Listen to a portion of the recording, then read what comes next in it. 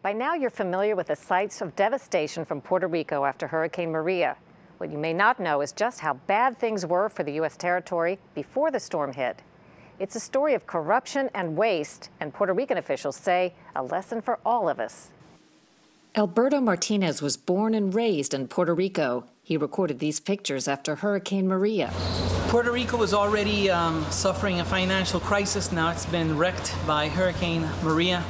Martinez also showed us around Puerto Rico over the summer before Hurricane Maria. For all intents and purposes, already bankrupt. This is the Ponce de Leon Avenue on Santurce. My school is on this avenue, so I used to walk. A college professor, Martinez is planning to include Puerto Rico's example in a course at the University of Texas on money and corruption. Now it's just a bunch of shut down storefronts with graffiti. He blames more than a decade of poor tax and business policies and big banks that convinced politicians to borrow like there was no tomorrow. Sales taxes are too high, rent prices are too high, business-to-business expenses are too high. So if you can't do business in Puerto Rico and the customers just don't have the money, eventually store after store have to shut down. Rodrigo Massas has also been tracking Puerto Rico's financial downfall as the head of a group representing manufacturing and service industries. Puerto Rico racked up, as of 2016, $118 billion in debt and unfunded pension liabilities with no way to pay it back. In simple terms, what's your understanding of how we got here? Well, basically, the answer is very simple. It's in the way that all countries got in debt. We try to finance debt with debt, and at the end, we forget to grow the economy, or we cannot grow the economy, and therefore there's no way to comply with the obligations. Who do you blame for getting in that situation in the first place? I think we blame ourselves. We were supposed not to fail in this process. So we together, politicians and private sector, we are the one to blame. It's the reason why before Hurricane Maria, Puerto Rico Governor Ricardo Rosselló already faced a near impossible climb. With the fiscal crisis, you were handed quite a mess. That's right. You knew this going in. Yeah. We just didn't know the magnitude of it. We knew it was bad. On his first day as governor last January, Rosselló declared a fiscal emergency and ordered government operating expenses to be cut across the board. How bad is it in a word or two? This might be hard for some of our viewers to explain too, but we had sort of a bank, a government-owned bank, which had the purpose of developing infrastructure and so forth, but essentially became another agency, and it did not serve its purpose. It became a black hole in and of itself. The government was ran essentially as a big Ponzi scheme, and we were at the last level. It sounds like at least mismanagement and perhaps even corruption. Yes, certainly mismanagement, certainly a total lack of accountability in Puerto Rico, managerial foresight, and certainly corruption. As Puerto Rico silently accrued deep debt, a stunning 46% of Puerto Ricans fell into poverty, and government became wildly bloated. Puerto Rico's current Secretary of Education makes more from her government work than the U.S. Secretary of Education, who's not taking the salary. Puerto Rico's Chief of Security makes 50% more than the head of the FBI. The whole territory is smaller than Los Angeles County, just 100 miles long and 35 miles wide. But it has 78 municipalities, each with its own separate governing structure, 78 mayors, 78 legislatures, and 135 government agencies. I have 135 agencies, which we have in Puerto Rico. Can I consolidate many of them? Can I eliminate some of them? And we're doing that path. So our expectation is by the end of the 4 years, we're going to reduce 131 agency government to about a 30 to 35 agency government. That's going to provoke a lot of savings for Puerto Rico. And criticism. And criticism, but I ran on that platform. The governor's supporters are behind him. But austerity measures aren't popular with residents like single mom Anna Candelario. With basic groceries costing more than the U.S. average, she and other government workers may be facing a pay cut. Last week I went to the bank to make an arrangement to reduce my mortgage and also the study loan that I have right now. Even if Puerto Rico wanted to ignore its fiscal crisis, it couldn't. Congress took control last year by passing PROMESA, the Puerto Rico Oversight, Management, and Economic Stability Act. A 7-member board appointed by President Obama was given the power to restructure and negotiate with creditors. Then Maria hit. They have to start over again. So they came up with a plan originally. This changes the dynamics of that plan, so they're going to have to redo the overall funding plan again. Congressman Rob Bishop heads the congressional committee that oversees Puerto Rico. Can you explain how Puerto Rico's bad financial situation will impact how they recover from the hurricane? It exacerbates the problem for them. When you're that far in debt and you have to restructure everything, including the grid, yes, it makes it more difficult to borrow money. People are not going to lend money if they don't think it's going to be paid back. As the Fiscal Oversight Board PROMESA goes back to the drawing board, it's drawing criticism for the money it's spending to rein in Puerto Rico's spending. The Congressional Budget Office estimates that operating PROMESA will cost $370 million over 5 years. PROMESA Executive Director Natalie Jaresco is getting paid $625,000 a year, 50% more than the salary of the President of the United States.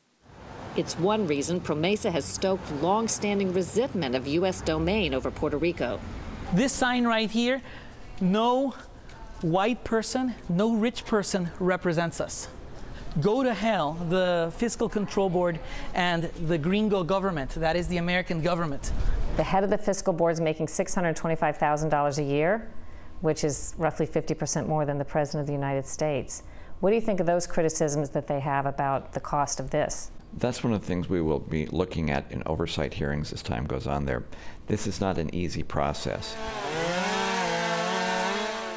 As Puerto Rico grapples with its double disasters, the hurricane and fiscal crisis, Governor Rosselló warns there are lessons for those of us on the mainland.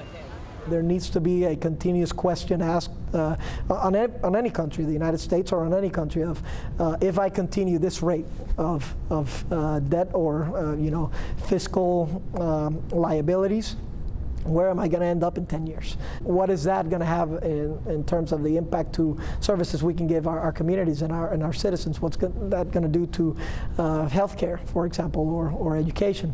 So yes, it is a critical question that needs to be asked. 20 years ago, it used to be a main business center. Instead, now we have dozens and dozens of shut down stores. As for Professor Martinez, he says he's got all the material he needs to teach the Puerto Rico section of his college course on money and corruption.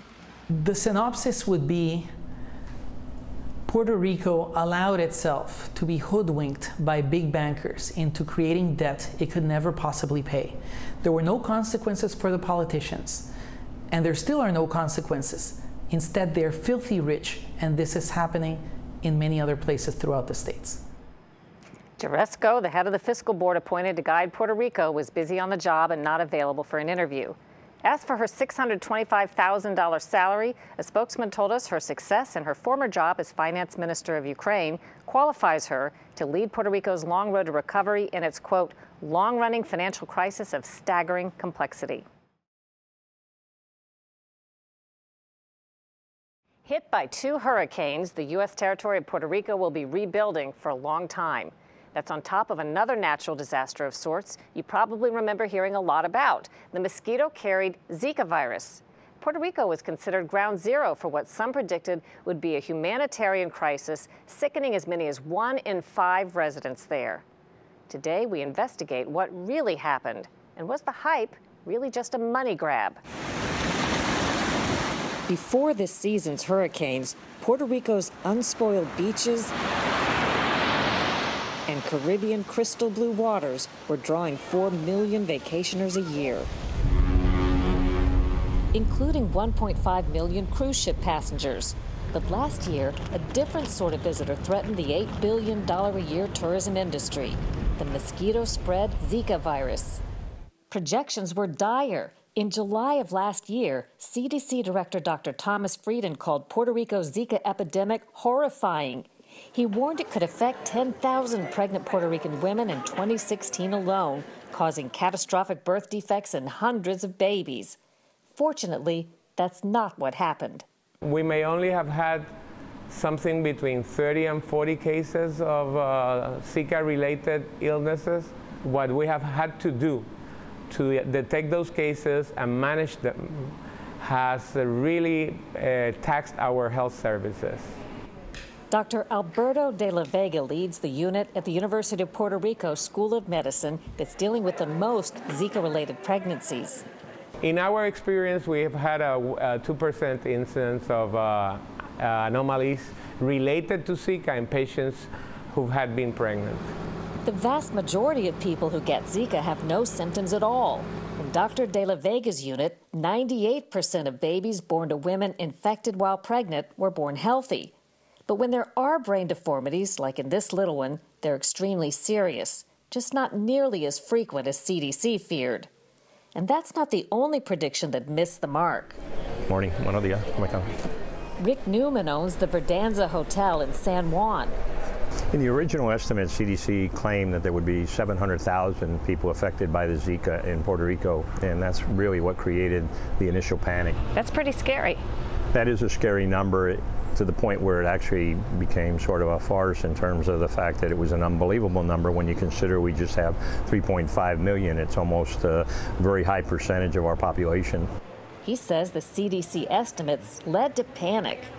January and February of 2016 were very good, and then all of a sudden Major League Baseball canceled their exhibition games in Puerto Rico and claimed it was because of the Zika virus that supposedly was affecting us. And so that became an unraveling of our tourism industry, and our booking pace that was moving so positively started to unravel.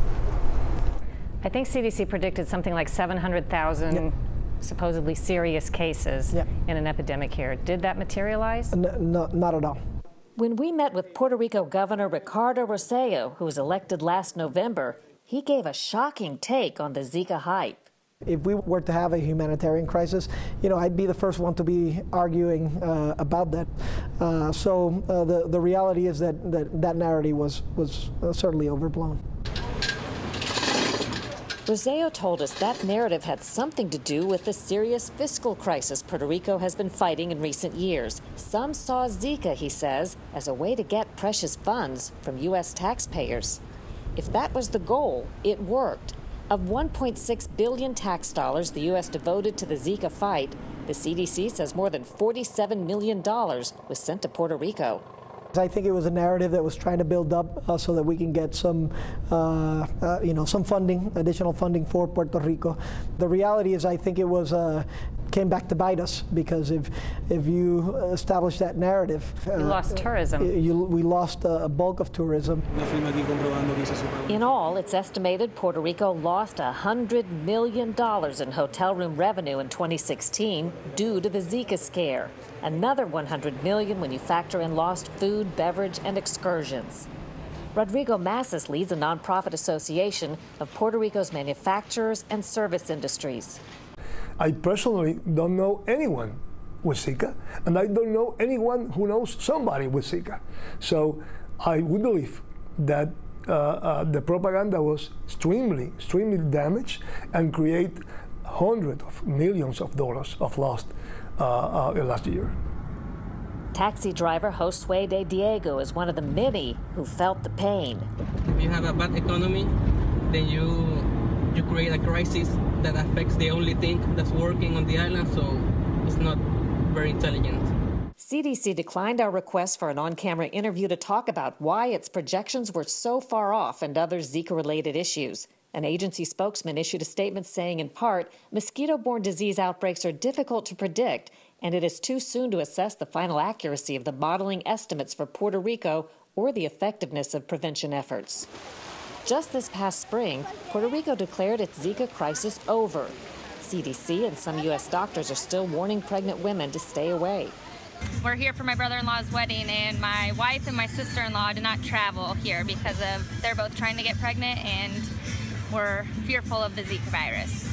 Do you think the Zika crisis is over? I believe it's over. I think it was over before it really started.